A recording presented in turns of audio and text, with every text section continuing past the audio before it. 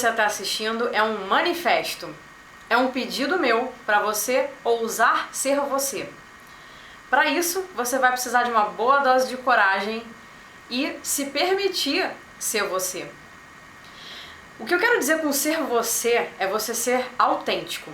Lembrando que do latim a palavra autêntico é ser autor ou ser criador. E aí no caso eu estou falando de você ser criador ou criadora da sua própria vida. Olha quanto problema acontece por você não ser autêntico. Eu vou falar de 5 que eu considero os principais, talvez porque eu vivi todos eles.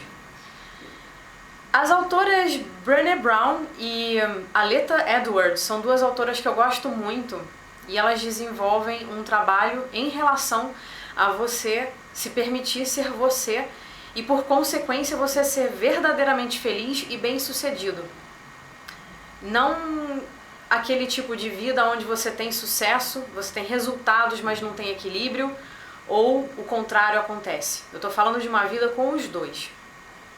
Então vamos lá. Problema número 1. Depressão. Durante muito tempo eu senti depressão, desde a minha época de adolescência, lá pelos meus 14 anos, eu me lembro de ter tido a minha primeira crise de depressão, porque eu não sabia para que eu servia, qual era o meu propósito de vida. Isso tem muito a ver com não saber o que era importante para mim, o que era realmente essencial para mim, e também tem a ver com não saber quais eram os meus talentos e as minhas habilidades. Bem lá atrás na história, Aristóteles foi o primeiro filósofo que se preocupou com felicidade e estudou isso a fundo. E aí ele chegou numa teoria bem simples que é usada hoje na psicologia e no coaching positivos. Existem 2 pilares para que você seja feliz e seja você mesmo. Um deles é você viver o que é importante para você. Você saciar, você satisfazer o que é importante para você. O que é essencial, que não pode faltar na sua vida. E número 2 é você saber quais são as suas forças e os seus talentos, as suas qualidades, e você fazer uso disso. Porque quando você está usando as suas forças, você está usando o melhor de você mesmo. Você está sendo o seu melhor. E aí você consegue ser você em toda a sua exuberância. Problema número 2, a ansiedade, que geralmente vem junto com depressão. A ansiedade, pelo menos para mim, era um excesso de futuro. E eu vejo isso todos os dias nos meus coaches. E eu vou te dizer que ninguém escapa dessa história. As pessoas acabam ficando ansiosas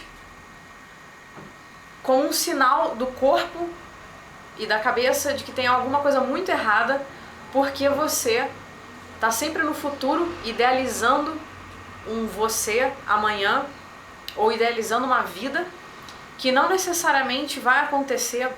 E aí, quando ela demora para acontecer ou ela não acontece, você fica extremamente frustrado ou fica com todos os sintomas de ansiedade que a gente conhece, porque hoje em dia, quem nunca sofreu de ansiedade crônica? Eu não estou falando daquela ansiedade que é natural, que antecipa alguma coisa muito importante que você vai fazer, como, por exemplo, apresentações num palco ou na frente de todo mundo. A ansiedade acaba também sendo fruto de você buscar essa perfeição. Vocês já entenderam, né? Terceiro problema: vícios, dependências, compulsões, junto com pensamentos obsessivos. Você acaba muitas vezes desenvolvendo essas dependências justamente porque você terceiriza os cuidados que você não tem com você mesmo, que você não aprendeu a ter com você mesmo. E aí fica aqui um ponto de reflexão.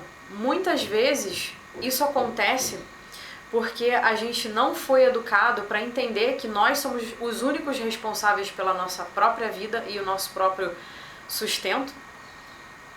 E a gente também com isso não foi empoderado de perceber que nós somos capazes de gerar recursos para conseguir fazer a nossa própria estrutura.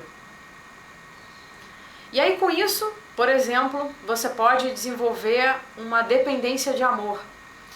Você vai para um relacionamento e mesmo até que você esteja em um momento sendo autêntico, você deixa de ser autêntico porque o seu medo de perder a pessoa amada é tão grande que você começa a agradar, fazer coisas para agradar a pessoa e começa a se podar para ser alguém que você acredita que a pessoa vai preferir e vai garantir o amor dela para você, os cuidados dela com você.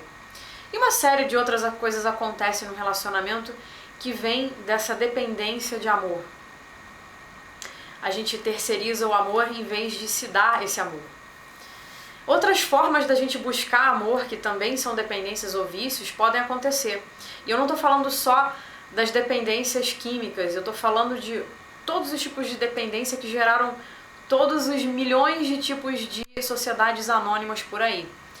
Por exemplo, eu já fui parar no Devedores Anônimos, porque eu descobri depois de muitos anos, mesmo fazendo terapia, que eu comprava pra mim mesma, não porque eu era consumista, mas porque eu tinha um problema muito mais profundo, que era tentar tapar o meu vazio, tentar me tornar uma pessoa melhor, comprando alguma coisa que eu acreditava que ia me trazer uma felicidade, ou que ia me tornar alguém melhor do que eu era, e obviamente isso nunca aconteceu. E como consequência disso, eu vivia uma vida paralela onde ninguém sabia que isso acontecia. E ao mesmo tempo, como muitos viciados e dependentes, eu buscava ajuda de alguma forma, eu não gostava de viver desse jeito. Eu morria de vergonha também, porque afinal de contas, eu achava que eu podia controlar isso. E com isso, várias coisas aconteceram. Isso afetou meu casamento. Isso também fez com que eu acabasse com todo o meu patrimônio, um patrimônio que os meus pais lutaram anos para me deixar. É impressionante as histórias que você conta para você mesmo na tentativa de se fazer feliz, só que eu estava tentando do jeito que não era nada produtivo. E no meio disso tudo, eu também compensava o meu vazio comendo. Eu nunca fui obesa, e eu acho que eu nunca fui porque talvez eu tenha sempre feito várias atividades físicas, mas o que acontecia é que eu tinha surtos de querer comer muitas besteiras, né, aquelas coisas com muito açúcar ou muito sal, justamente para tentar me satisfazer ou preencher um vazio que também com comida nunca ia acontecer. Quem nunca, né? Então, esses foram alguns exemplos de vícios e dependências pelos quais eu passei e você também pode ter passado, ou pode estar passando e não sabe. Aliás, para quem não sabe, a dependência de gerar dívidas, seja para você ou para alguém, se chama oniomania. Eu descobri isso a duras penas depois de muitos anos pesquisando sozinha o que é que eu tinha, porque eu sabia que não era normal. E muitas vezes essas pessoas que estão gerando dívidas, não estão gerando porque elas estão comprando coisas para si, mas às vezes elas compram para outras pessoas ou fazem um misto dos dois.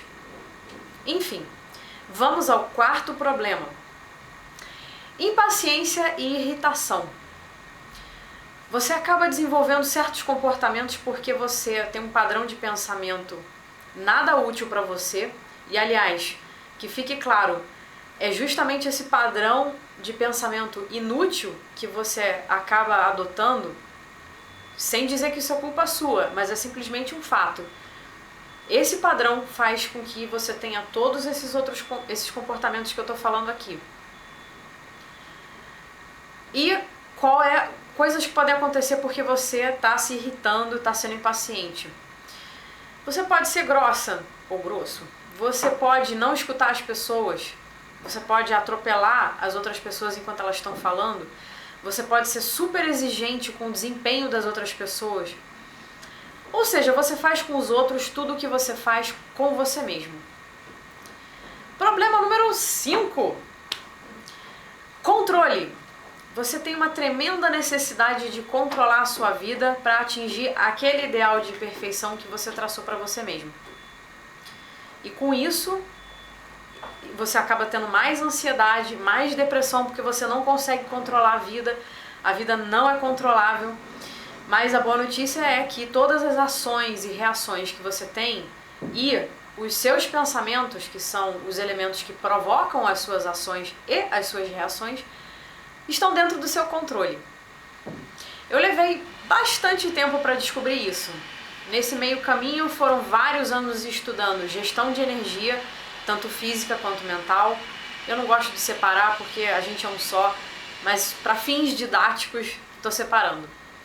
Eu estudei programação neurolinguística, estudei coaching, estudei yoga, estudei mindfulness, o Zen budismo, continuo estudando Cabala também. E mais recentemente eu fui para o lado das artes, estudar teatro, canto e dança.